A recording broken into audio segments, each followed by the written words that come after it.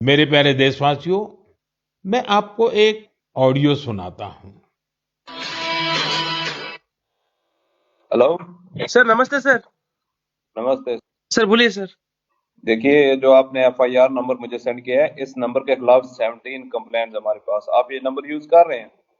मैंने नहीं यूज करता हूँ सर। अभी कहाँ से बात कर रहे हो? Sir Karnataka sir. वो घर में हूँ सर। ओके, इसके लिए आप अपनी स्टेट में रिकॉर्ड करवाइए ताकि ये नंबर ब्लॉक कर दिया जाए, फ्यूचर में आपको कोई प्रॉब्लम ना हो। Okay, yes sir. अभी मैं आपको कनेक्ट कर रहा हूँ, ये आपका इन्वेस्टिगेशन ऑफिसर है। आप अपनी स्टेट में रिकॉर्ड करवाइए ताकि ये नंबर ब्लॉक कर दिया जाए। Okay, yes sir yes sir yes sir. अब बताइएगा मैं किसके साथ बात कर रहा हूँ। अपना आधार कार्ड मुझे शो कीजिएगा वेरीफाई करने के लिए, बताइएगा। सर मेरे पास अभी नहीं है sir Aadhaar card sir, please sir. Phone आपके फोन में है? नहीं सर। फोन में आधार कार्ड की पिक्चर नहीं है आपके पास? नहीं है सर। नंबर याद है आपको? सर नहीं है सर, नंबर भी याद नहीं है सर। हमने सिर्फ वेरीफाई करना है। ओके, वेरीफाई करने के लिए नहीं सर। आप डरिए ना, डरिए ना। अगर आपने कुछ नहीं किया तो आप डरिए ना।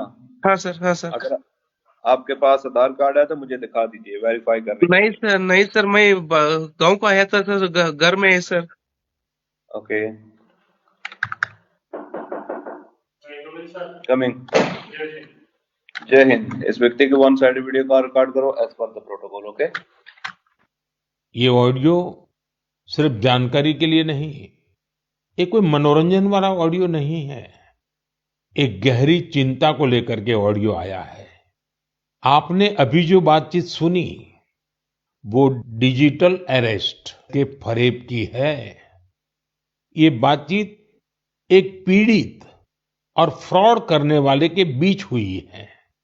डिजिटल अरेस्ट के फ्रॉड में फोन करने वाले कभी पुलिस, कभी सीबीआई, कभी नारकोटिक्स, कभी आरबीआई, ऐसे भांति भांति के लेबल लगाकर बनावटी अधिकारी बनकर बात करते हैं और बड़े कॉन्फिडेंस के साथ करते हैं। मुझे मन की बात के बहुत से श्रोताओं ने कहा कि इसकी चर्चा जरूर करनी चाहिए। आइए, मैं आपको बताता हूं ये फ्रॉड करने वाली गैंग काम कैसे करती है, ये खतरनाक खेल क्या है। आपको भी समझना बहुत जरूरी है, औरों को भी समझाना उतना ही आवश्यक है। पहला दाव, आपकी व्यक्तिगत जानकारी, वो सब जुटा करके रखते हैं। आप पिछले महीने गोवा गए थे, है ना? आपकी बेटी दिल्ली में पढ़ती है ना? वे आपके बारे में इतनी जानकारी जुटा कर रखते हैं कि आप दंग रह जाएंगे। दूसरा दाव, वहां का माहौल पैदा करो। वर्दी, सरकारी दफ्तर का सेटअप, कानूनी धाराएं, वो आपको इतना डरा देंगे, फोन पर बातों बातों में आप सोच भी नहीं पाएंगे। और फिर उनका तीसरा दाव शुरू होता है। तीसरा दाव, समय का दबाव। अभी फैसला करना होगा, वरना आपको गिरफ्तार करना पड़ेगा। ये लोग पीड़ित पर इतना मनोवैज्ञानिक दबाव बना देते हैं कि वो सहम जाता है। डिजिटल अरेस्ट के शिकार होने वालों में हर वर्ग, हर उम्र के लोग हैं। लोगों ने डर की वजह से अपनी मेहनत से कमाए हुए लाखों रुपए गंवा दिए हैं। कभी भी आपको इस तरह का कोई कॉल आए तो आपको डरना नहीं है। आपको पता होना चाहिए, कोई भी जांच एजेंसी फोन कॉल या वीडियो कॉल पर इस तरह पूछताछ कभी भी नहीं करती। मैं आपको डिजिटल सुरक्षा के 3 चरण बताता हूं। ये 3 चरण है: रुको, सोचो, एक्शन लो। कॉल आते ही रुको, घबराए नहीं, शांत रहे, जल्दबाजी में कोई कदम न उठाएं, किसी को अपनी व्यक्तिगत जानकारी न दें। संभव हो तो स्क्रीनशॉट लें और रिकॉर्डिंग जरूर करें। इसके बाद आता है दूसरा चरण। पहला चरण था रुको, दूसरा चरण है सोचो। कोई भी सरकारी एजेंसी फोन पर ऐसे धमकी नहीं देती, न ही वीडियो कॉल पर पूछताछ करती है, न ही ऐसे पैसा की मांग करती है। अगर डर लगे तो समझिए कुछ गड़बड़ है। और पहला चरण, दूसरा चरण और अब मैं कहता हूं तीसरा चरण। पहले चरण में मैंने कहा रुको, दूसरे चरण में मैंने कहा सोचो और तीसरा चरण कहता हूं एक्शन लो।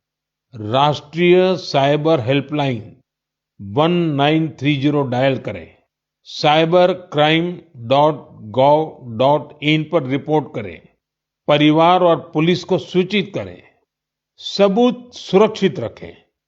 रुको, बाद में सोचो और फिर एक्शन लो। ये 3 चरण आपकी डिजिटल सुरक्षा का रक्षक बनेंगे। साथियों, मैं फिर कहूंगा, डिजिटल अरेस्ट जैसी कोई व्यवस्था कानून में नहीं है। ये सिर्फ फ्रॉड है, फरेब है, झूठ है, बदमाशों का गिरोह है। और जो लोग ऐसा कर रहे हैं वो समाज के दुश्मन है। डिजिटल अरेस्ट के नाम पर जो फरेब चल रहा है उससे निपटने के लिए तमाम जांच एजेंसियां राज्य सरकारों के साथ मिलकर काम कर रही है। इन एजेंसियों में तालमेल बनाने के लिए नेशनल साइबर कोऑर्डिनेशन सेंटर की स्थापना की गई है। एजेंसियों की तरफ से ऐसे फ्रॉड करने वाली हजारों वीडियो कॉलिंग आईडी को ब्लॉक किया गया है। लाखों सिम कार्ड, मोबाइल फोन और बैंक अकाउंट्स को भी ब्लॉक किया गया है। एजेंसियां अपना काम कर रही है, लेकिन डिजिटल अरेस्ट के नाम पर हो रहे स्कैम से बचने के लिए बहुत जरूरी है हर किसी की जागरूकता, हर नागरिक की जागरूकता। जो लोग भी इस तरह के साइबर फ्रॉड का शिकार होते हैं, उन्हें ज्यादा से ज्यादा लोगों को इसके बारे में बताना चाहिए। आप जागरूकता के लिए सेफ डिजिटल इंडिया का प्रयोग कर सकते हैं। मैं स्कूलों और कॉलेजों को भी कहूंगा कि साइबर स्कैम के खिलाफ मुहिम में छात्रों को भी जोड़ें। समाज में सबके प्रयासों से ही हम इस चुनौती का मुकाबला कर सकते हैं। मेरे प्यारे देशवासियों, हमारे बहुत